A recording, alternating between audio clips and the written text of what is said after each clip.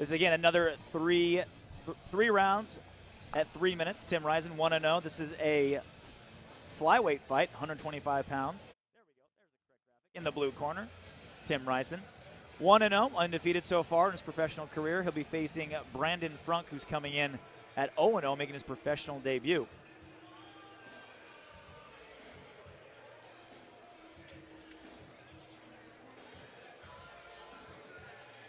You're watching Bamma USA, Badbeat number 10.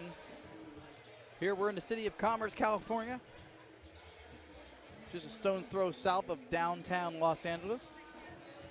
You got a hell of an arm if you can throw a stone from downtown Los Angeles to Commerce. I do it all the time. I skip rocks. Sometimes I just skip.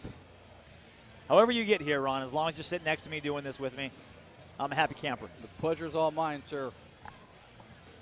Hard to believe we're at Badbeat 10 already. Brett Roberts and Bamma USA doing big things. Live broadcast, both online and on network television, also live on radio. Well, when you promote shows properly, when you match talent properly, and you're pulling from one of the best regions in the country to be pulling fighters from, and taking nothing away from Brett from all the praise we're giving him too, he's also sitting in a barrel of apples, bobbing for apples. I mean, this is the place to be for so much of the best talent in mixed martial arts.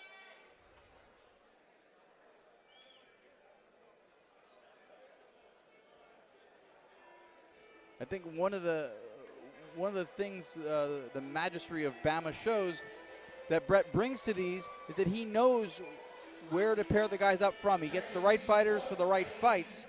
That's why we see the action we see.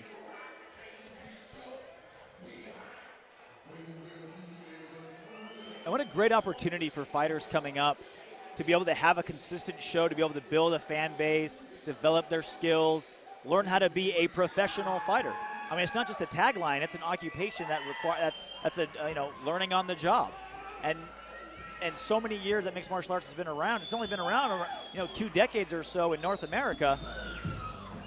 Fighters didn't always have that opportunity. They had to travel all over the world to be able to get experience. If you're able to do it in your own hometown with the same promotion consistently, that is a huge feather in your cap and a great thing to develop talent to go on to big things. We see Brandon Frunk now entering the cage. Been training at Alliance for just 1 year. Likes the golf, hang out with his friends and family. Fights because it's fun. Comes from a pedigree of wrestling. Says he wants the fight to take place wherever his opponent, Riscen, doesn't want it to be. Good strategy. Tail of the tape, matched evenly with weight. Height, again, almost identical, 1 inch going to Frunk. 2 good camps. San Diego, Ventura, California, 1 on top, 1 below. Los Angeles County again, Southern California, one of the prime places to be. They're meeting in the middle. It's like neutral gang territory. So you know they're both equally upset and disturbed from having to sit in traffic to get here. Sitting in traffic while cutting weight. I can't imagine a worse hell for anybody. You're dehydrated, you're hungry. You ever wait outside an Olive Garden for an hour? You're just smelling the smog. Maybe you're driving by an In-N-Out and smelling those delicious burgers. Oh, that's the worst. I would not wish that on anyone.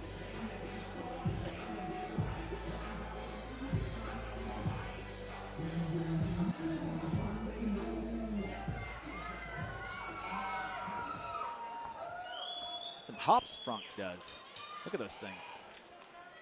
It's like a frog jump. Ladies and gentlemen, let's get the action started. Introducing first, fighting out of the blue corner. His official weight, 126 pounds. Fighting out of Knuckleheads Boxing and Gracie Marumbi Jiu-Jitsu. Please welcome, from Ventura, California, Tim the Tyrant Riscen. And now, let's welcome his opponent across the cage in the red corner. His official weight, 125 3/4 pounds.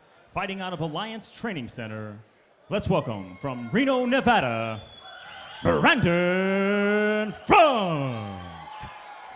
Brandon Frunk had a very extensive amateur career in Reno, Nevada, won belts in multiple weight classes in the amateur promotions up there, making his pro debut went down to Alliance Training Center, one of the best places to train in Southern California. Let's see if it was the right move here in his pro debut. Both guys noting on their bio information a desire to hang out with friends and family often, just to debunk the still lingering brutality, negative halo that hangs over our sport sometimes. Riscen was able to catch a kick by Frunk and get a takedown, but Frunk's scrambling back up to his feet. Frunk trying to control the head of Riscen. Great. Riscen there with knuckleheads on his back. He's got the white and black. Frunk in the red and white.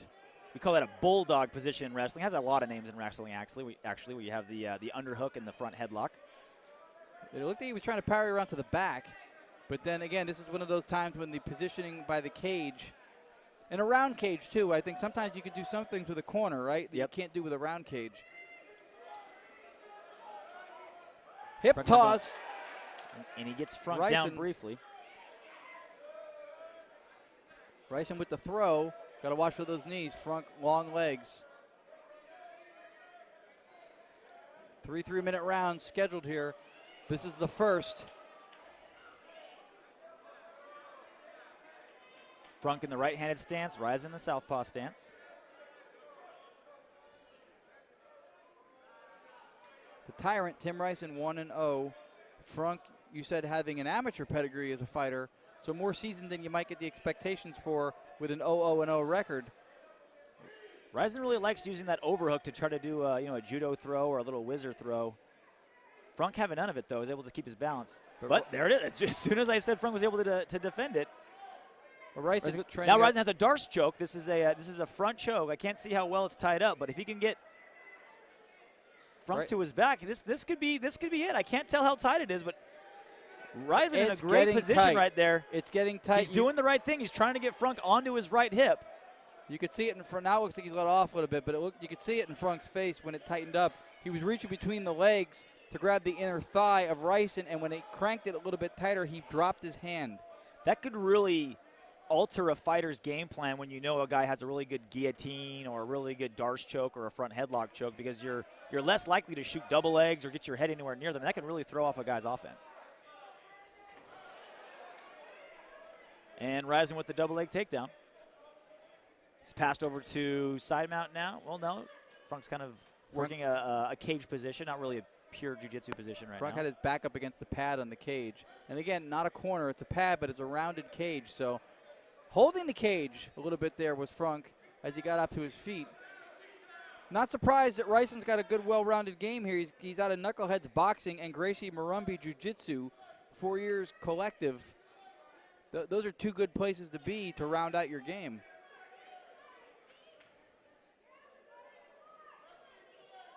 Riscen the wrestler showing it.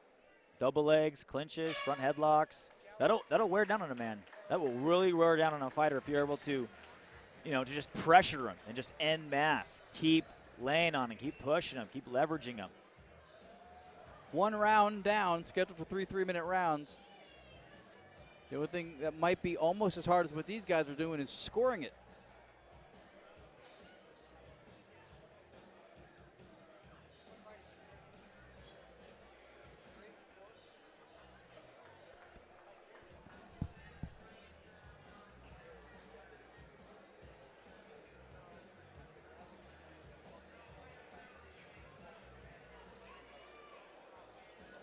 Frunk looking very calm, though, in his pro debut. He's breathing well, listening to his coach. Seems to be acknowledging everything that's going on. And we're getting ready for round number 2. Fight number 3 at Badbeat 10, Bamma, USA at the Commerce Casino.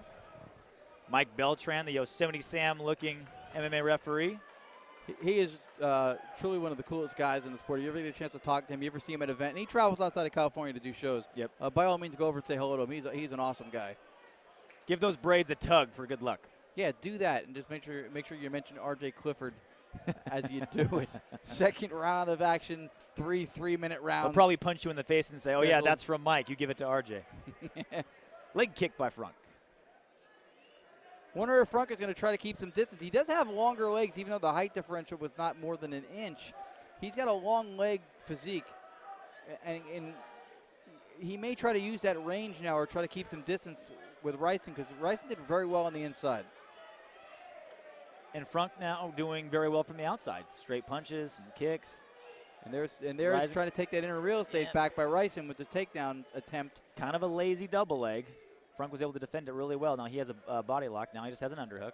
Frunk in the bad boy red and white trunks, in the white and black trim. That is the Tyrant, Tim Riscen. Both guys have already won me over as a fight fan. They're both here to do what they're supposed to do. Nobody's laying back and watching. And Frunk doing the stalking now. Straight Very right good hand by Frunk. Riscen responds with the flurry, but mostly blocked by Frunk. Frunk doing a great job of keeping Riscen at the end of his jab. That's exactly where he wants to be. There's such a big difference in wrestling with distance and striking. So when you're wrestling, you can be very, very close to your opponent when you're doing your shots or going for tie-ups. When you're striking, that distance, just that 6 inches makes a world of difference. Frunk now using that distance to his advantage and keeping Riscen at the end of his punches. Caught him there on the inside with a little short right hand, did Frunk. Riscen kind of got caught on the button. Make no mistake, though, Riscen a good crisp striker, too. He's throwing some really clean shots on the inside. I just think when they're at range, there's a little bit of a reach advantage right there. You see for Frunk, going for the takedown. He's not successful with those so far against Riscen. Yep, and it gets him right in that front headlock position that Riscen likes so much. Now Riscen has Frunk up against the cage.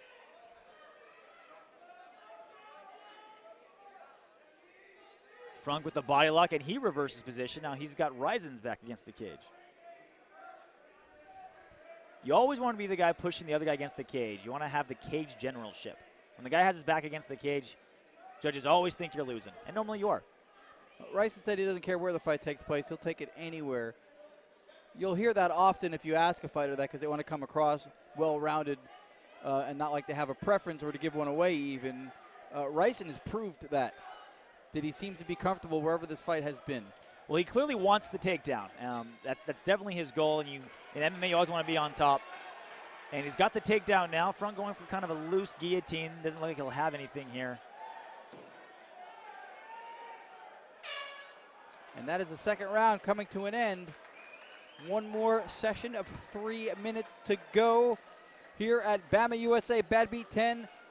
Folks continue to filter in to the casino showroom. Starting to fill up. If I'm Brandon Frunk's corner, I'm telling him, do what you did in the first minute and a half of the opening round. Keep Riscen at the end of your jab, at the end of your, especially that right straight, flick that leg kick out there, and this fight should be his for the taking. But Frunk went for some takedowns, and that opened up Riscen to get some takedowns. He got taken down late at the end. Not a lot. He didn't do really anything with that takedown, but again, you don't know how judges score it and how judges see it. I completely agree with your assessment. I think that's exactly what he's finding might be what works. Riscen very effective on the inside. Very effective on the inside. I think when there's takedown scenarios, they're playing out in favor of Riscen more than Frunk, regardless of who's initiating the takedown. When it gets to the ground, Riscen seems to have a little bit more of an edge. On their feet, you get somewhat of a preview impression that Frunk in the red and white might have an advantage there. Though, again, not sizable. Riscen able to strike as well. A very rounded, well-rounded fighter. Third fight around. 3 3-minute rounds scheduled. The Tyrant, Tim Riscen, in the white and black. And the red and white bad boy trunks. That's Brandon Frunk, who, again, touts a large background as an amateur fighter, though new as a professional making his debut. Riscen undefeated as a professional at 1-0. He's got to remember he wants to walk away that way in the next 2.5 minutes.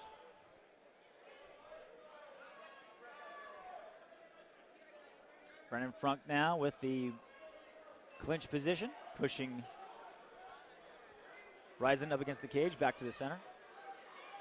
Frunk's still nimble. Frunk's still moving his head, still moving side to side. See that short little inside right hook counter by Riscen? That's what Frunk's got to watch out for. When he throws combinations, sometimes his head's hanging out there after the second shot, and Riscen's trying to counter him with that inside right hook. If he does, that's a game changer. Frunk's dropping his left hand after his jab. He's jabbing, and that hand is coming down, and Riscen's trying to counter with that hook, like you mentioned, right over the top. Riscen now with a single leg. Frunk pitter-pattering away in the face of Riscen. Doesn't matter. Riscen gets the takedown. And in a back mount position, Riscen probably going to try to put a hook in. He's attempting it. He's trying to get a hook in. He's bleeding somehow, too. There's some blood on the back of the neck of Frunk that's got to be coming from the nose or mouth of Riscen. Yeah, Frunk able to get up, but Riscen still has the back control. You always want to keep your arms under the armpit of the bottom fighter. It keeps them from being able to turn and face you. Again, action up against the cage. It's a rounded cage. Frunk with his back against it. Dropping down a level now as Riscen trying to see if he can make something happen here. But the underhook there and then turned by Frunk. Now back to striking at distance. Riscen's mouth is wide open. He looks like a tired fighter right now. He may be more tired. He has worked very hard in this fight so far, but yeah, I agree. Frunk looks fresher. Frunky fresh. He's already got a rap name in case this MMA thing doesn't work out. I think the fighting thing's going to work out for Frunk just fine. He looks great. Frunk doing the stalking now. Riscen kind of lumbering backwards. 40 seconds left in this match. And again, you're looking at two guys that have made their case for wanting you to see them again. When you're tired, you always want to go back to where you're comfortable. Riscen's the wrestler. He's been going for front headlocks the whole time. Frunk made a mistake, shot in, a lazy shot. Now Riscen's right where he wants to be in a front headlock. He may end the round here with 20 seconds left. The last thing the judges see. Knees from the front headlock. And then some strikes. And now they're turning it on for the last 10 seconds. Frunk catching him with that distance. See, he's using the jab. He's got his head out of harm's way, and he's throwing some shots nice and straight. Some hooks. More knees from the front headlock. Riscen countering nice. Fun competitive fight between the 225-pound flyweights. Back and forth, wrestler versus striker more or less. A lot of grappling, a lot of punches thrown. Not one poor performance between the two of them. Both guys really made a great case. An excellent matchup. And that's part of what you're seeing there too, folks, by the way, too. You know, the athletes get the credit, of course. They're the ones that come prepared. They're the ones that went in and fought. But again, the promotion and our promoter, Brett Roberts, put these guys in there. You had to have an idea before they were in there that this would be a good idea to put them together. I want every fan, fighter, manager, coach to tail a regional fight promoter for one day, the day of a fight, and just see what they go through. Fighters falling through, guys missing weight, medicals not coming in time, discrepancies with records, all the things that go, all the headaches that come with being a fight promoter. I want every single person involved in mixed martial arts to watch that one time and see how much work goes into it and how stressful it can be. You think, oh, you just show up, there's a cage there, someone takes the tickets, fans order beer, and the thing goes off scot-free. It's never that easy, ever. Fights getting canceled and changed and fighters getting replaced and happens all the time. Par for the religiously course. In this sport. And the funny thing is that nobody sees that. They think that this matchup or every matchup is exactly how it's been planned for months. And this could have been planned a day ago, and maybe it was differently a month ago. NASA satellites have less moving parts than a fight promotion. Putting on a fight is that complicated. R.J. Clifford, technical jiu-jitsu and wrestling and fight commentary, aerospace as well. Because I know so much about aerospace, I can use that analogy. I believe you. The only thing I know about aerospace is that Tang tastes fantastic.